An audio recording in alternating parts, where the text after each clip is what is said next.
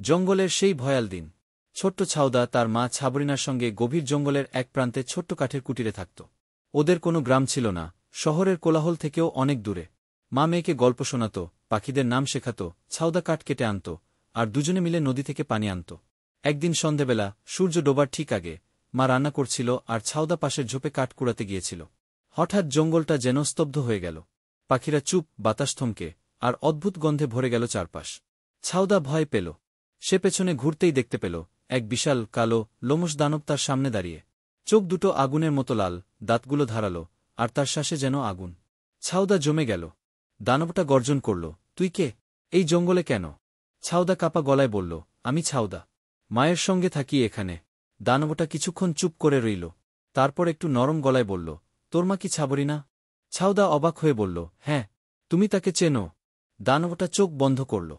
অনেক বছর আগে। সে একদিন আমাকে সাহায্য করেছিল। আমি তখন আহত ছিলাম, মানুষ আমাকে তাড়িয়েছিল। সে আমাকে খাবার দিয়েছিল, ক্ষত বেঁধে দিয়েছিল। ছাউদা কিছু বুঝে ওঠার আগেই দানবটা হেসে বলল, ভয় পাস না, ছোট্ট বীরাঙ্গনা। আমি তোর মার কাছে আসব, তাকে কৃতজ্ঞতা জানাব। সেই রাতে দানবটা কুটিরের বাইরে বসল, আর ছাবরিনার দরজায় এসে তার পুরনো বন্ধুকে চিনে হেসে উঠল। তারা অনেক গল্প করল। দানবটা বলল, তোমার মেয়ে খুব সাহসী।